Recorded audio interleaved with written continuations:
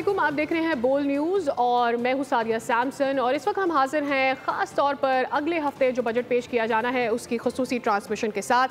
पाकिस्तान का नया बजट अगले हफ्ते आने जा रहा है और इस साल तकरीबन 20 ट्रिलियन रुपए का ये बजट रखा गया है। बहुत सारे अहदाफ हैं और इस दफ़ा जो हमारी बजट प्रायोरिटीज़ हैं उससे IMF भी मुत्तफिक है। लेकिन ये प्रायोरिटीज़ आखिर है क्या और इसमें किस किस शोबे को क्या रिलीफ मिल सकता है, इसमें तरक्की के कितने ज़्यादा अहदाफ रखे गए हैं और उनकी अचीवेबिलिटी या उसका एग्जीक्यूशन कितना पॉसिबल है, इन सारे मामलात पर बात कर लेते हैं। और सबसे अच्छी खबर जो इस वक्त समझी जा रही है वो ये कि इस बार ऑटो इंडस्ट्री में जो लोग अब मज़ीद इन्वेस्ट करना चाहते हैं उनके लिए क्या फ़ायदे हैं और जो ऑलरेडी इन्वेस्ट कर चुके हैं क्या उनको नुकसान होने जा रहा है, क्योंकि समझा ये जा रहा है कि बाहर से जो गाड़ियां मंगाई जाती हैं उनकी प्राइसेस नीचे आने जा रही हैं। इन्हीं सारे मामलात पर सबसे पहले बात कर लेते हैं। हमारे साथ मौजूद है HM शहजाद साहब, आप चेयरमैन है all Pakistan motor industry dealers के। बहुत शुक्रिया आपने हमारे लिए वक्त निकाला। अस्सलाम वालेकुम शहजाद साहब, ये बताइएगा कि ये जो हम बात कर रहे हैं इस दफ़ा हर कोई एवरी एस्पेक्ट से ये बात की जा रही है कि ऑटो इंडस्ट्री के अंदर एक नया चेंज आ रहा है, इसमें प्राइसेस नीचे जाएंगी। लेकिन एक मेरा कंसर्न ये है कि जो ऑलरेडी लोग इसमें इन्वेस्ट कर चुके हैं या जिस पर इन्वेस्टमेंट करते हैं, जो बाहर से लोग गाड़ियां मंगवाते हैं, क्या उनको नुकसान होने जा रहा है? ये जो बात की जा रही है हुकूमत की जानिब से, कितना बड़ा चेंज लेकर आने वाले ऑटो इंडस्ट्री के लिए?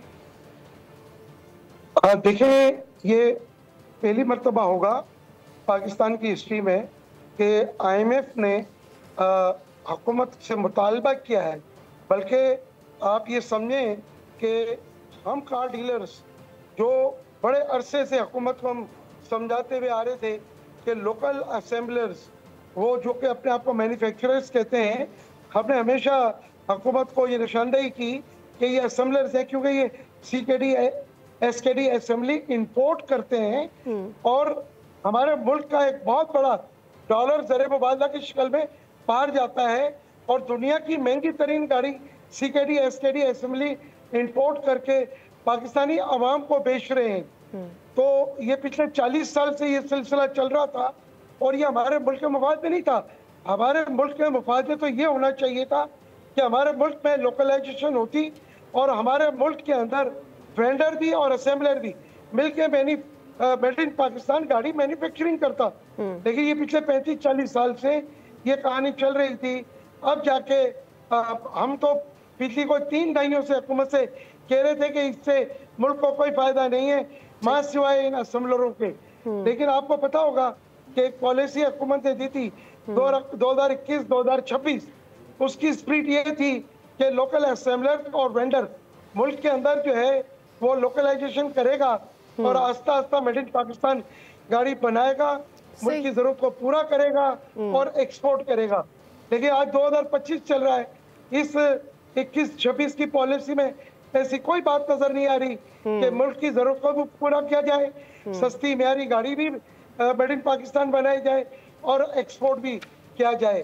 अब जाके इसमें IMF ने हुकूमत को ये 3 चीजें कही हैं कि एक तो यूज कार की एज लिमिट बढ़ा दी जाए, तो 3 साल पुरानी गाड़ियां हैं उसे 5 साल पुरानी गाड़ी लाने की इजाजत, गाड़ियों की ड्यूटियां भर रहा है तो, और वो भी डॉलर ड्यूटी, ताकि वो गाड़ी भी भेज रहा है और डॉलर ड्यूटी भी भेज रहा है।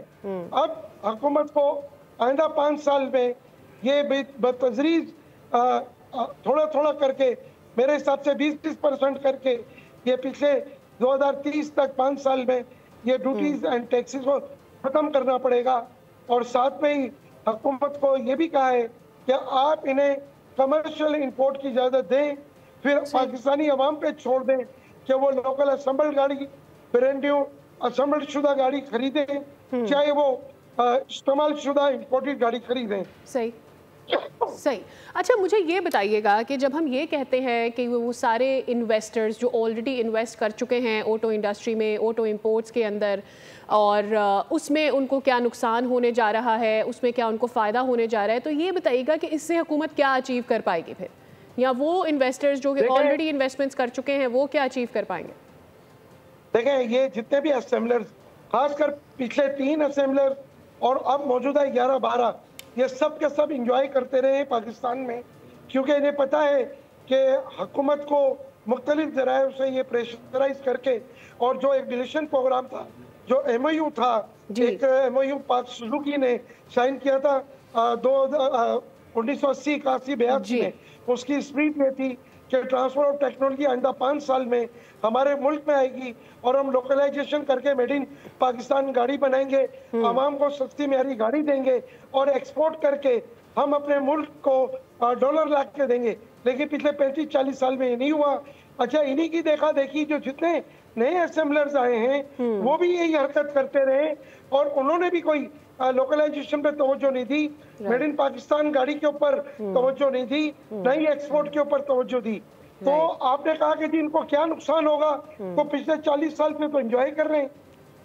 पहले गाड़ी की कीमत ले लेते हैं, उसके बाद गाड़ी सीकेडी एफकेडी असेंबली इंपोर्ट करते हैं, फिर आवाम को 6 महीने 8 महीने बाद गाड़ी देते हैं और ये सारा पैसा बैंकों में रख के बैंकों से इंटरेस्ट भी खाते हैं। तो हुकूमत का ये फैसला इस दफा जो इस वक्त टैरिफ इन्होंने नेशनल टैरिफ ने जो इनसे टैरिफ की बात की है वो भी इनको पसंद नहीं है। कल के ही एक बड़े अखबार के अंदर इन्होंने एक बहुत बड़ा इश्तिहार दिया है और कुछ एक टीवी पे पेड प्रोग्राम किया है और हुकूमत को प्रेशराइज करने की कोशिश की है कि हुकूमत जो कुछ कर रही है वो गलत कर रही है, जबकि हुकूमत जो है वो बिल्कुल सही कर रही है। और हुकूमत आज 35-40 साल बाद इनसे इत्तेसाब कर रही है कि भाई जवाब दें कि पाकिस्तानी अवाम को मेड इन पाकिस्तान गाड़ी कैसे मिलेगी, लोकलाइजेशन कैसे होगा, सस्ती म्यारी गाड़ी कैसे मिलेगी और हुकूमत को रेवेन्यू कैसे मिलेगा। सही, ठीक है। अब ये हुकूमत का जो ये इकदाम है कि वो अब पुरानी गाड़ियों की एक लिमिट भी बढ़ा रहे हैं, बदतदरीज वो ड्यूटीज भी कम कर रहे हैं। हमारी मकामी मैन्युफैक्चरिंग के लिए हुकूमत ने जो अपने अहदाफ गुज़श्ता 6 सालों में या इस हुकूमत ने गुज़श्ता 2 सालों में बनाए थे, क्या वो अहदाफ हम हासिल कर पाए हैं?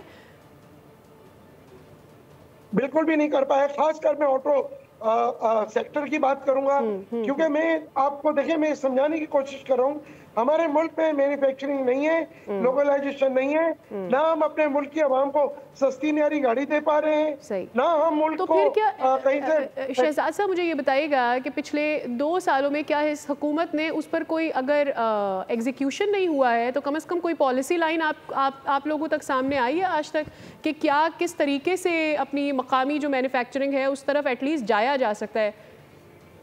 देखिए मैंने आपको कहा कि 2021-2026 की पॉलिसी इस मुल्क के मुफाद में थी, इन लोकल असेंबलरों के मुफाद में थी, लेकिन इन लोकल असेंबलरों के मुंह खून लग चुका है। वो असेंबल करके बड़े बड़े प्रॉफिट खाना चाहते हैं, वो मैन्युफैक्चरिंग लोकलाइजेशन नहीं करना चाहते, अवाम को भी लूटते रहे और हुकूमत को चूना लगाते रहे। जो हुकूमत को रेवेन्यू इनसे चाहिए था वो ये नहीं दे पा रहे थे।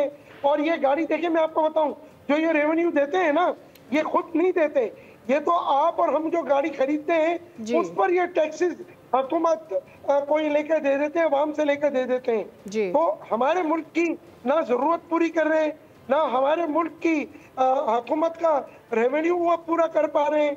और सबसे बढ़ के आज तक जो 2021-26 की जो पॉलिसी के अंदर इनको मुख्तलिफ जो इनको फायदा देने की कोशिश की गई उस पर भी इन्होंने अमल नहीं किया। तो आपको क्या लगता है कि एटलीस्ट इस डिसीजन के बाद अपनी जो एक्सपोर्ट्स है या पुरानी गाड़ियों की जो इंपोर्ट है उसको जब हम बढ़ाएंगे या उसके जो प्राइस है उसको नीचे लेकर आएंगे, एक स्टेप हमने अहेड लिया है, आपको लगता है अगर एक तरफ हम असेंबलर को यहाँ पर ये नाखुश कर सकते हैं, अगला स्टेप हम यहाँ की लोकल मैन्युफैक्चरिंग बढ़ा के भी कर सकते हैं, एटलीस्ट हम उस तरफ जा सकते हैं? कोई आपको डायरेक्शन नज़र आ रही है या नहीं? देखें अभी तक तो ये जितने असेंबलर्स हैं ना, ये असेंबलर्स हैं, इनका वेंडर भी बस अल्लाह ताला रहम करे। हमारा मुल्क बहुत अच्छा है, अगर ये ऑटो इंडस्ट्री हो ना तो हमारा मुल्क जन्नत है, जन्नत से कम नहीं है। इस वक्त हमारे मुल्क की ज़रूरत इतने बुरे हालात में भी 10 लाख गाड़ियों की हमारी ज़रूरत है। अगर हम अपने मुल्क में लोकलाइजेशन करके मेड इन पाकिस्तान गाड़ी सस्ती म्यारी अच्छी गाड़ी बनाए तो हमारे मुल्क के अंदर तो ये करने के लिए तैयार नहीं है। अच्छा, अब आपने कहा कि जी अगर इंपोर्ट के अंदर हुकूमत को टैक्सेस, देखिए इस साल जो 24-25 जो ये साल हुकूमत को जो है वो 30,000 गाड़ियां टीआर पैकेज गिफ्ट के तहत आई और डॉलर ड्यूटी मिली है उसमें, तो एक मिसाल के तौर पे कोई 30-35 अरब रुपए मिले होंगे। लेकिन अब जो ये पॉलिसी हुकूमत करने जा रही है इसमें हुकूमत को मेरे हिसाब से कोई 150 अरब का रेवेन्यू मिलेगा, क्योंकि ये गाड़ियां जो है अब वो 30-35 हज़ार नहीं आएंगी, वो 80,000 से लेके 1 लाख गाड़ियां आएंगी और उसमें 90% बल्कि 95% छोटी गाड़ियां हैं।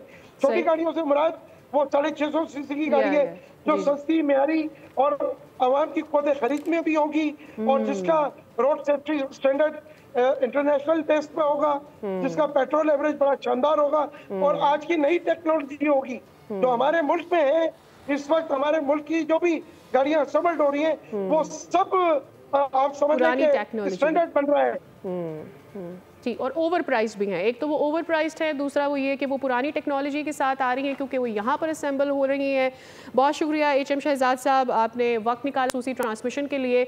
और ऑटो इंडस्ट्री में क्या चेंजेस लाए जा रहे हैं वो तो हमने आपको बता दिया है, लेकिन दीगर शोबों में क्या हो रहा है, पोटेंशियल क्या है, पोटेंशियल कौन सी ऐसी फील्ड्स हैं जहाँ पर हमें पोटेंशियल नज़र आ रहा है लेकिन अभी तक हुकूमत की जानिब से प्रोडक्टिविटी वहाँ पर नज़र नहीं आती, उस पोटेंशियल को अभी तक मल्टीप्लाई नहीं किया गया। इस पर ज़रा बात करेंगे आफ्टर दिस ब्रेक। हमारे साथ रहिए। बजट ट्रांसमिशन में आपको कहते हैं एक बार फिर खुशामदीद। और सबसे पहले ये खबर आपको दे रहे हैं कि वफाकी बजट में हुकूमत की आवाम पर मजीद बोझ डालने की तैयारियां जारी हैं। पेट्रोलियम मसनूआत पर 5 रुपये तक कार्बन लेवी आयद करने का फैसला हुआ है। आइंदा माली साल कार्बन लेवी से 45 अरब तक रेवेन्यू हासिल करने का तखमीना लगाया गया। उमर हयात हमें इसकी डिटेल्स देंगे। उमर हयात, ओवरऑल तो बजट में कहा जा रहा था कि नीचे आएंगी चीज़ें, बट ये एक कार्बन लेवी है, ज़रा समझाइएगा कार्बन लेवी और इसका टारगेट क्या है? देखिए जी, जो कार्बन लेवी है वो बेसिकली जो है वो पेट्रोल और डीजल पर चलने वाली गाड़ियों की हौसला चिकनी के लिए है, ताकि जो पेट्रोल और डीजल है उस पर कार्बन लेवी जो लगाया जाए और ताकि लोग इलेक्ट्रिकल जो गाड़ियां हैं उनकी तरफ आएँ। और माली साल 2025-26 में पेट्रोलियम मसनूआत पर जो है वो 5 रुपये तक कार्बन लेवी आयद करने का फैसला किया गया था, लेकिन हुकूमत की जानिब से IMF से ये दरख्वास्त की गई कि ये 5 रुपये जो है वो हम अगले माली साल जो है वो लगाएंगे, लेकिन जो 2025-26 में अब फी लीटर जो पेट्रोल और डीजल है उस पर 2.5 रुपये जो है वो कार्बन लेवी आयद की जाएगी और दूसरे साल जो है वो कार्बन लेवी यानी 2026-27 में बढ़ाकर 5 रुपये फी लीटर की जाएगी। और जो आइंदा माली साल कार्बन लेवी से 45 अरब रुपए तक रेवेन्यू हासिल होने का तखमीना है और माली साल 2027 के दौरान कार्बन लेवी की आमदन जो है वो दुगनी हो जाएगी और कार्बन लेवी आयद होने से पेट्रोलियम मसनूआत की जो कीमतें हैं वो मजीद बढ़ने का भी खदशा है। मुआशी टीम और IMF के दरमियान बजट के लिए जो मुज़ाकरात थे उसमें बाकायदा तौर पर पाकिस्तान ने दरख्वास्त की कि इसको 5 रुपये से कम करके 2.5 रुपये किया जाए और पेट्रोल और डीजल पर कार्बन लेवी जो है वो पेट्रोलियम लेवी के साथ ही आयद की जाएगी। मिट्टी के तेल और लाइट डीजल ऑयल पर कार्बन लेवी आयद नहीं होगी और आइंदा बजट में कार्बन लेवी के लिए अलग से कानून साजी भी नहीं होगी। फी लीटर 2.5 रुपये कार्बन लेवी को ग्रीन बजटिंग के लिए जो है वो इस्तेमाल किया जाएगा। ठीक है उमर, बहुत शुक्रिया आपने इस हवाले से डिटेल्स दी। तो आवाम के लिए ये एक खबर है और इस हवाले से साथ साथ वो सारे लोग जो कि एनर्जी प्रोडक्शन के अंदर और अपने कारोबार के हवाले से बात कर रहे थे कि इस बजट में क्या होगा, प्रॉबेबली ये उनको भी थोड़ा सा हॉन्ट करेगा कि ये कार्बन लेवी और भी दीगर जो इनडायरेक्ट टैक्सेस हैं वो उसके ऊपर किस तरह इम्पैक्ट आएगा उनकी अपनी ज़ाती ज़िंदगियों पर और उनके बिजनेस पर।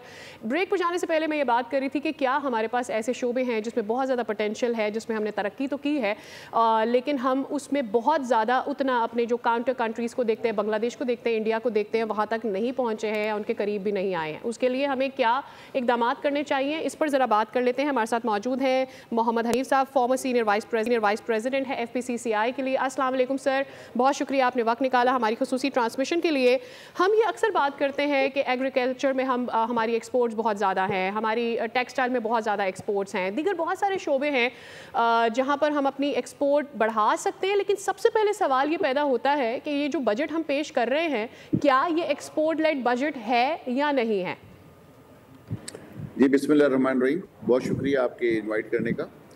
आप ये देखें कि जिस तरह आपने थोड़ी देर पहले फरमाया कि ये बजट भी सिर्फ टैक्स वाला बजट होना है। आप पहले देखें कि पूरी कौम इस वक्त जो है तो महंगाई की चक्की में पिस रही है और यहाँ पर बेरोजगारी बढ़ चुकी है, लेकिन हमारे यहाँ पर क्योंकि हमने IMF से फंड्स लेते हैं, इमदाद लेते हैं, कर्जे लेते हैं, तो इस वजह से हमारी मजबूत। आप किसी टेक्सटाइल वाले से जाके बैठेंगे, सोचें तो टेक्सटाइल वाला रो रहा है, वो करोड़ रुपए का लॉस कर रहा है। कोई टेक्सटाइल हमारी कोई इंडस्ट्री के अंदर बूम नहीं है। अगर आप दूसरी किसी इंडस्ट्री में चली जाएं, आप सीमेंट इंडस्ट्री में, कंस्ट्रक्शन साइट पर आप आ जाएं, तो कंस्ट्रक्शन साइट पर आप देखेंगे कि बहुत सारी इंडस्ट्रियां बंद हो गई हैं। जो बड़े बड़े पाकिस्तान के नाम थे जो कि हम कई दहाइयों से सुना करते थे, अमरीली स्टील, आप वो देखें कि बंद हो चुकी है, आगा स्टील वो बंद हो चुकी है। इसी तरह से अगर आप जाकर देखें तो आपकी टाइल की जो इंडस्ट्री है, बहुत सारी इंडस्ट्रियां क्लोज डाउन हो चुकी हैं, इंडस्ट्री दिन ब दिन बंद होती जा रही है। तो हम अपने आप को सिर्फ हमने खुश रखा हुआ है कि हम बहुत तरक्की कर रहे हैं। मैं समझता हूँ कि हम तरक्की नहीं कर रहे। हमें दिन ब दिन हमने जो झूठ का अपने ऊपर जो पहना हुआ है हमें आता है, तो उसे हटाना पड़ेगा। हमें कौम को भी सच बताना पड़ेगा और कौम के लिए सोचना पड़ेगा कि कौम को हम रिलीफ कैसे दे सकते हैं। मैं ये समझता हूँ कि देखें, हुकूमत के पास बहुत सारी ऐसी रिसोर्सेज मौजूद हैं आज भी कि अगर वो उनके ऊपर काम किया जाए तो हुकूमत शायद इस भंवर से निकल सकती है। लेकिन बदकिस्मती से हुकूमत इस वजह से नहीं निकल पा रही क्योंकि हुकूमत ने की मजबूरी है वो टैक्सेस लगाना IMF की वजह से। आप जब यहाँ पर प्रॉपर्टी सेक्टर के अंदर टैक्सेस की भरमार करते हैं और आपके बराबर के 2 घंटे की फ्लाइट पे आप जब जाते हैं तो वहाँ पर 5% टैक्स होता है और यहाँ पर 45% टैक्स होता है प्रॉपर्टी के ऊपर। तो लोग क्या कर रहे हैं कि थोड़े से पैसे जिसके पास होते हैं वो दुबई भाग जाता है और वो अपनी इन्वेस्टमेंट दुबई जाके करता है। इसी वजह से आपने देखा होगा कि हमारे $12 बिलियन जो है तो दुबई में इन्वेस्ट हो चुके हैं हमारे पाकिस्तानियों के। जब हम दुबई के लोगों से जाके मदद लेने के लिए गए कि हमें 1 बिलियन दे दें ताकि हमारा मुल्क चल पड़े, तो उन्होंने कहा कि आप 1 बिलियन के लिए हमारे पास आए हैं, तो ये आपके 12 बिलियन तो आपके हमारे पास हमारे मुल्क में इन्वेस्ट हैं। तो आप अपने लोगों को क्यों नहीं रागिब करते ताकि आपके अपने जो तो फॉरेन रिजर्व जो तो बढ़े, जो हमारे पास आपकी सरमायाकारी आती है। लेकिन हुकूमत बदकिस्मती से इस किस्म की कोई पॉलिसी बनाने में मेरे ख्याल से कोई नाकाम हुई है, वो बिजनेस फ्रेंडली पॉलिसी देने में नाकाम हुई है ताकि पाकिस्तान का जो बिजनेसमैन है, जो पाकिस्तान का इन्वेस्टर है, वो पाकिस्तान में इन्वेस्ट करे। लेकिन यहाँ की जो ब्यूरोक्रेसी है, वो ब्यूरोक्रेसी पाकिस्तान के लिए कोई ऐसे ईज इन डूइंग बिजनेस के लिए पॉलिसी नहीं बनाती कि जो पाकिस्तान में बिजनेस कर सके, और उसके मजबूरी वो पाकिस्तान से बाहर भागता है।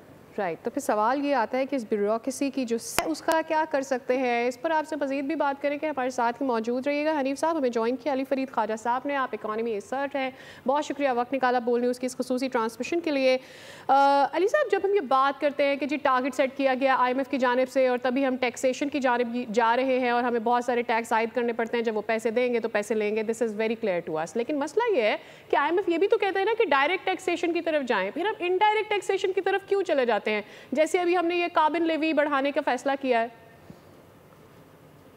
जी, आपका पॉइंट दुरुस्त है और मैं थोड़ी सी गुफ्तगू पुरानी भी सुन रहा था कि सर्टनली जो हमारी इकॉनमी है, अभी हम जो डेट के इश्यूज में जो फंसे हुए उसे निकले नहीं हैं।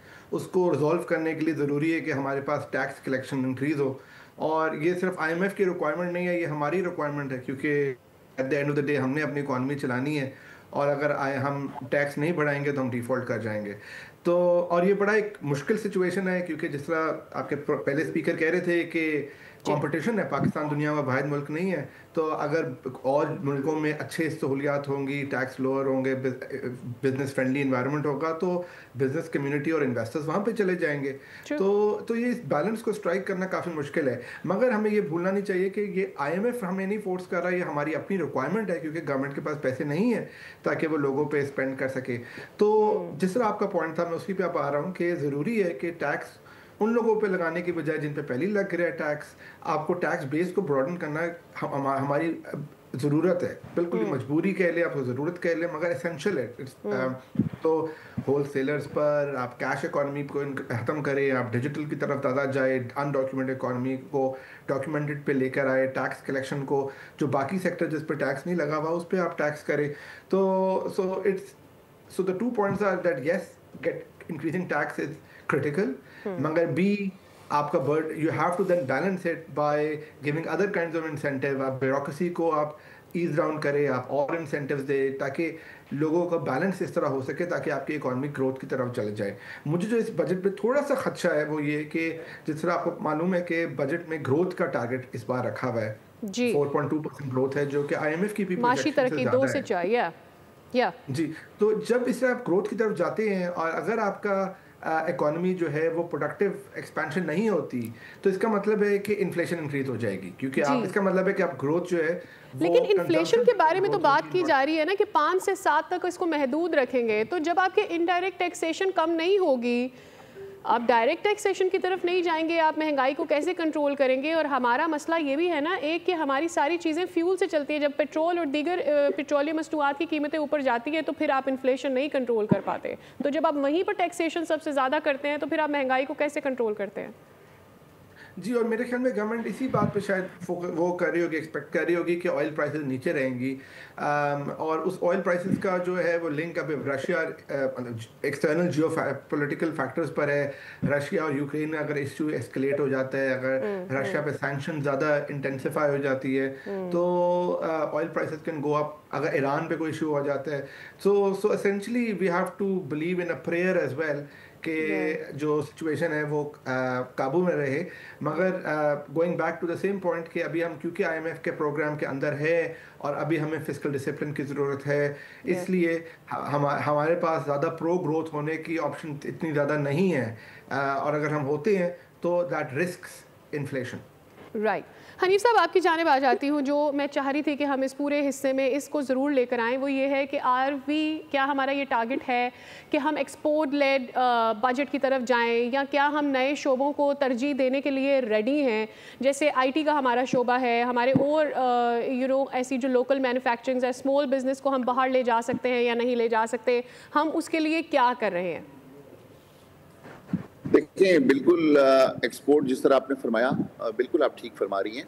हमें एक्सपोर्ट के लिए देखें कि इस वक्त जो माइन एंड मिनरल का जो सेक्टर है वो वर्जन पड़ा हुआ है सारे सारा। आप ये देखें कि अगर हम तवज्जो दे दें और हम वो मशीनरी पाकिस्तान में ड्यूटी फ्री इंपोर्ट करने की इजाज़त दें, लोग अपना माइन एंड मिनरल में काम करें, और आपका बहुत बड़ा ऐसे यहाँ पर ब्लॉक्स अवेलेबल हैं मार्बल की सूरत में, ग्रेनाइट की सूरत में और दीगर सूरतों के अंदर, जो कि हम एक्सपोर्ट कर सकते हैं और बहुत बड़ी तादाद में एक्सपोर्ट कर सकते हैं, जहाँ से हम गेम चेंज कर सकते हैं, जिस तरफ आपका इशारा है। और बिल्कुल मैं समझता हूँ कि हमें माइन एंड मिनरल के ऊपर ज़्यादा तवज्जो देनी चाहिए। बलूचिस्तान हमारा माइन एंड मिनरल पर भरा पड़ा है, और मैं तो ये भी कहूँगा कि माइन एंड मिनरल पे जब आप जाएँ तो आपकी फर्स्ट प्रायोरिटी जो है वो आपकी लोकल बिजनेसमैन होना चाहिए। आपकी जिस तरीके से बाकायदा एक्चुअल ऑक्शन किए जाते हैं ब्लॉक बना के, जो पिछले दिनों हमने देखा और मैं खुद उसके अंदर इन्वॉल्व भी हूँ। KP गवर्नमेंट ने कम से कम ये किया कि पहले वो जान पहचान वालों को दे दिया करते थे, किसी के चाचे मामे रिश्तेदारों को लीज करा दिया करते थे, लेकिन उन्होंने अब ये काम अच्छा किया है कि जो भी अब वो लीज होती है उनका 2017 का एक्ट बन गया। उस एक्ट के तहत वो अब किसी को लीज नहीं दे सकते डायरेक्ट, वो उसे ऑक्शन करेंगे, ओपन ऑक्शन करते हैं। तो मैं ये समझता हूँ कि इस ओपन ऑक्शन की पॉलिसी पूरे पाकिस्तान में होनी चाहिए, जहाँ पर भी माइन एंड मिनरल्स का काम हो सकता है। अगर वो ओपन ऑक्शन होता है तो एक तो हमारी गवर्नमेंट के पास फंड जमा होंगे, ज्यादा पैसे कलेक्शन ज्यादा जमा होगी, और जब कोई इंसान आएगा ओपन ऑक्शन में बिड करेगा, बिड करने के बाद जब वो एडवांस पेमेंट करता है 10 to 25% पेमेंट जब कर देता है, तो इसका मकसद है कि वो उसके अंदर इन्वॉल्व हो जाता है। अब वो अपनी 10 to 25% पेमेंट जब उसने कर दी तो वो यकीनन अपने लिए बाहर से भी इन्वेस्टर ढूंढ के लेकर आएगा, बाहर से भी मशीनरी लेकर आएगा और पूरा जोर लगाएगा कि इस माइन को मैं कामयाब करूं और यहाँ से निकाल के जो चीज़ मेरी एक्सपोर्ट में कर सकता हूँ वो मैं एक्सपोर्ट करूँ। इस तरीके से इस पूरे मुल्क को जो है तो ये चेंज आ सकता है। और दूसरी बात आपने IT की, मैं समझता हूँ कि IT तो बिल्कुल एक ऐसा शोबा है कि जो बिल्कुल उसके अंदर बहुत ज़रूरत है काम करने की, लेकिन बदकिस्मती से आप ये देखें कि गुज़िश्ता कुछ अरसे से जो है तो IT का काम लोग यहाँ से शिफ्ट कर दिया, उन्होंने दुबई शिफ्ट कर दिया। उसके रीजंस क्या थी? मैं पाशा की बात करता हूँ जिनकी एसोसिएशन है। देखिए, IT के लिए रिक्वायरमेंट होता है आपका इंटरनेट। अगर आपकी इंटरनेट की स्पीड ही बहुत स्लो होगी तो वो यकीनन IT का काम उस पर हो ही नहीं सकता। जो उनके टारगेट्स होते हैं, IT वालों को तेज इंटरनेट चाहिए होता है। अगर इंटरनेट की सहूलत आप स्लो कर देंगे या मुख्तलिफ अंदाज में कभी कभी बंद कर देंगे, डाउन कर देंगे, तो मैं समझता हूँ कि वो IT सेक्टर कभी अपनी एक्सपोर्ट को नहीं बढ़ा सकता। ठीक है, हमारे साथ ही मौजूद रहिएगा हनीफ साहब, और हमारे साथ मौजूद हैं अली साहब। इस गुफ्तगू को आगे बढ़ाएंगे। अभी अपने व्यूअर्स को ये भी आगाह कर दें कि एशियाई तरक्याती बैंक ने पाकिस्तान के लिए $80 करोड़ कर्ज की मंजूरी दे दी है। इसकी डिटेल्स हमारे नुमाइंदे उमर हमारे साथ मौजूद हैं, वो हमें देंगे। कर्ज की मंजूरी हुई है एशियन बैंक के हवाले से बताया जा रहा है। मुझे ये बताया कि तरक्याती बैंक ने ये जो हमें दिया है कर्ज, इसके टर्म्स क्या हैं, ये कब हमारे पास आएगा और दीगर डिटेल्स क्या हैं? देखिए, ये जो कर्ज है वो पाकिस्तान में मैक्रो इकोनॉमिक शोबे में जो पाकिस्तान ने अपनी प्रोग्रेस दिखाई है, उसके बाद जो है ADB के बोर्ड ऑफ गवर्नर ने इस कर्ज की मंजूरी दी है। $80 करोड़ का ये कर्ज है, जिसमें जो $30 करोड़ की फाइनेंसिंग है वो पॉलिसी की बुनियाद पर है और $50 करोड़ जो कर्ज है वो कर्जों पर गारंटी के लिए इस्तेमाल होगा। और इसके साथ साथ अगर देखा जाए तो ये $30 करोड़ का जो कर्ज है उस रकम से रिसोर्स मोबिलाइजेशन रिफॉर्म प्रोग्राम के तहत पाकिस्तान को ये कर्ज दिया जा रहा है और इससे पाकिस्तान के अंदर जो है वो मुख्तलिफ जो मंसूबे हैं उन पर ये $30 करोड़ जो है वो खर्च होंगे और बाकी जो $50 करोड़ है वो कर्जों पर जो गारंटी का है। बहुत शुक्रिया, इस हवाले से आपने डिटेल्स हमारे साथ शेयर की हैं। एशियन डेवलपमेंट बैंक जो है वो कर्ज मंजूर कर लिया गया है और मैक्रो इकनॉमिक शोबे में इसको लेकर आया जाएगा। हमारी बात हो रही थी बजट के सिलसिले में और हम बात ये कर रहे थे कि कौन से ऐसे शोबे हैं जहाँ पर मजीद इन्वेस्टमेंट्स की जा सकती हैं and at the same time जहाँ पर हम एक्सपोर्ट्स को भी देख सकते हैं। ये बजट क्या एक्सपोर्ट लेड हो सकता है या नहीं? मेरा अगला सवाल हमारे मेहमान अली फरीद साहब से है। अली साहब, मुझे ये जानना है कि जब हम ये कहते हैं कि जी सरमायाकारी का हदफ जो है वो उसकी ग्रोथ में जो है हम चाहते हैं कि सरमायाकारी 7 to 14% हम बढ़ा सकें, लेकिन एट द सेम टाइम हम अपनी जो पावर या एनर्जी की प्राइसेस हैं उसको नीचे नहीं लेकर आते, तो फिर कैसे कोई इन्वेस्टर यहाँ पर आता है? उसके लिए क्या अट्रैक्शन है? जी, 3 पॉइंट्स मैं हाईलाइट करना चाहूँगा। पहला तो ये है कि हमें एक्नॉलेज करना चाहिए कि गवर्नमेंट अंडरस्टैंड्स कि growing exports is the primary objective. उसमें मैं इन्वेस्टर्स के साथ काफ़ी डील करता हूँ, इन्वेस्टर्स को पाकिस्तान लेकर आता हूँ अक्रॉस वेरियस सेक्टर्स। तो जो गवर्नमेंट की तरफ से मुझे बेस्ट चीज़ इस वक्त नज़र आती है कि they all want investors to come, they all want exports to go up, they all want to do things which are positive for Pakistan. And और इसमें काफ़ी ज़्यादा उनका फोकस भी है, काफ़ी ड्राइव भी है, काफ़ी कंपटीशन भी है। तो वी वोंट फॉल्ट देम कि उनका इंटेंशन नहीं है इस चीज़ के ऊपर। दूसरी चीज़ है, जाहिर बात है, change takes a long time and ये चीज़ें ऐसी नहीं है कि जो आप एकदम चेंज कर दो। अगर आप चाहते भी हो तो चेंज करना चाहते हो तो 10 लोग आपको अपोजिशन इसके करने खड़े हो जाएंगे। फॉर एग्जांपल आप क्रिप्टो की एग्जांपल ले ले। गवर्नमेंट ने क्रिप्टो काउंसिल बनाई, उन्होंने दुनिया भर से इन्वेस्टर्स को इनवाइट किया, जो दुनिया की सबसे बड़ी इवेंट था उसमें बिटकॉइन की माइनिंग भी एक बहुत अच्छी डेवलपमेंट है रीसेंट पास में। जी, तो आप देखेंगे अगर एक side of the government is being very successful in attracting investors, मगर फिर अखबारों में ये भी खबर आ जाती है कि सेनेट की कमेटी वाले अपोजिशन कर रहे हैं तो नेशनल असेंबली वाले अपोजिशन कर रहे हैं।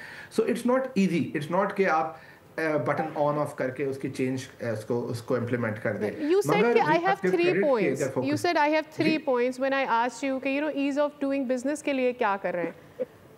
जी, तो एक तो मेरा पॉइंट ये कि government is trying, but B number 2 it's not easy because there is a lot of different lobbying groups, there are lot of bureaucracy, so changing that requires time and effort. मगर तीसरी चीज़ जो है कि investors आ रहे हैं and what should government do?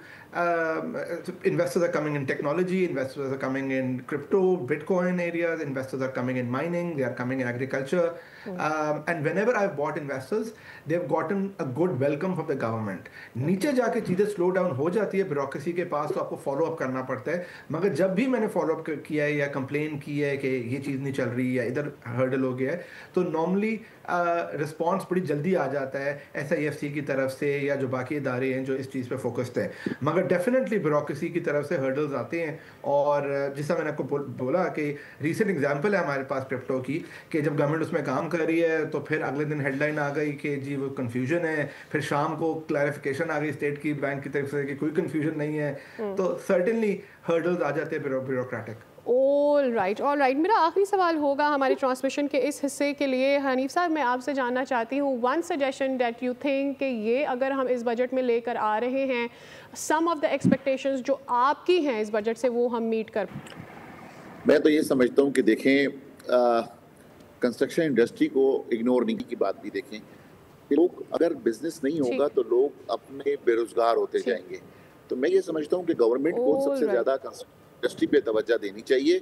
उसके लिए इस पर हमें तवज्जो देना चाहिए। टैक्सेशन के ऊपर हम क्या मजीद जो लें, हनीफ साहब कतई कलामी की माजूर चाहते हैं, वक्त की हमें कमी है। अगली दफ़ा इस पर ज़रूर मजीद बहस की जाएगी और बात करेंगे कि ये जो अगले हफ्ते बजट आने जा रहा है उस पर ऐसे क्या इकदाम उठाए जा रहे हैं जिससे आवाम के लिए क्या रिलीफ आ रहा है। अली फरीद ख्वाजा साहब हमारे साथ मौजूद थे, आपका भी बहुत शुक्रिया। हमारे साथ मोहम्मद हनीफ साहब थे, आपका भी बहुत शुक्रिया। अगले हफ्ते बजट आना है, उस वक्त तक तमाम जो डिटेल्स हैं और तमाम अपडेट्स हैं वो आपके साथ शेयर की जाती रहेंगी। मुझे दीजिए इजाज़त, अल्लाह हाफ़िज़।